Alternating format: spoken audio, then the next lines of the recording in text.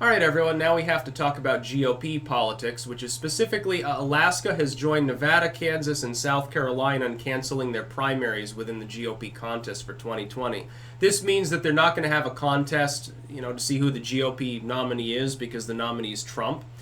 This is partially symbolic. What they're saying is we're standing with the incumbent president. We, trust him to lead the campaign for 2020.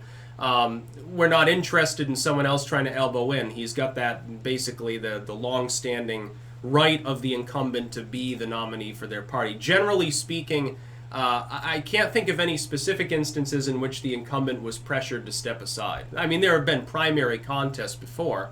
I think the Teddy Roosevelt-Taft fiasco doesn't technically count because Teddy Roosevelt leaves in a huff, comes back because Taft mismanages things, beats him over the head, runs as an independent bull moose platform, and then fucks everything up.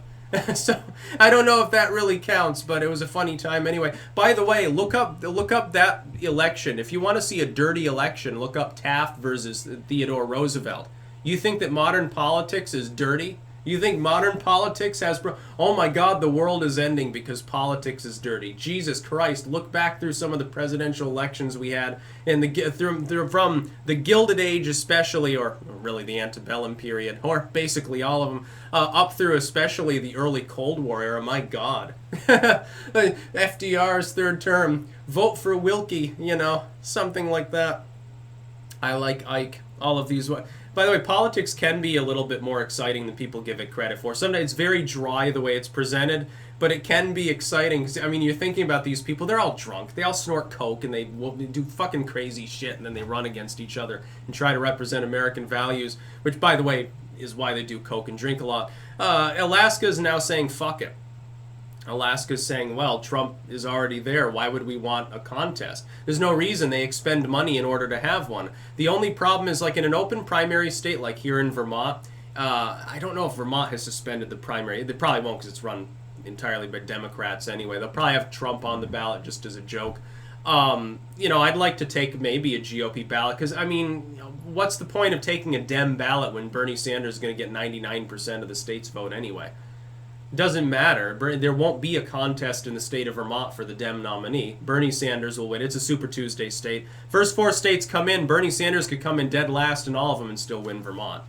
The Vermont Democrats will give Bernie Sanders the nod because, he's from Vermont and old habits die hard, I suppose. Even if you make mistakes over and over, keep making that same mistake, says every Democrat in Vermont with Bernie. He's making an embarrassment of the state, but at least he helps us sell a lot of ice cream, I guess, and people come to see the trees this time of year and clog up the roads. Thanks, by the way. A lot of extra emissions. We must bend over backwards and make more solar cells. So good on the Alaska GOP for recognizing the inevitable. I mean, Bill Weld, he's hovering at 0.2% probably. Joe Walsh doesn't exist for any real purpose. So what's the point? There's no point in expending money and overseeing the printing of ballots, and we've got to staff things, and we got to make sure that the other people get to come in for a debate. There's no debate. Trump's the nominee. It's funny because the Never Trumper said, oh, no, we're going to fight to the death. We will fight for years and years to make sure that this doesn't happen again. It's inevitable, dude. You lost. Mitt Romney lost. John McCain lost and is dead, which is a good thing for the United States. And Trump has won. And he'll probably win re-election. It'll be funny to see all of the sad neocons once again. Oh my God, this isn't the Republican Party that it was when I was younger. Yeah, it's not the Republican Party that wanted to bomb every third world country. I think that's a positive change. The Democrats disagree. Part of me thinks that the reason why they're so pissed off sometimes is because the Republicans are actually trying to become respectable. Wouldn't that be funny? Actually, the reason why they're so pissed at Trump is they're afraid that the party will stop trying to bomb everyone in the third world. We'll stop trying to lynch gay people or whatever. It'll actually be a respectable political movement for the first time since the fucking Reagan era. That's about all. Peace out.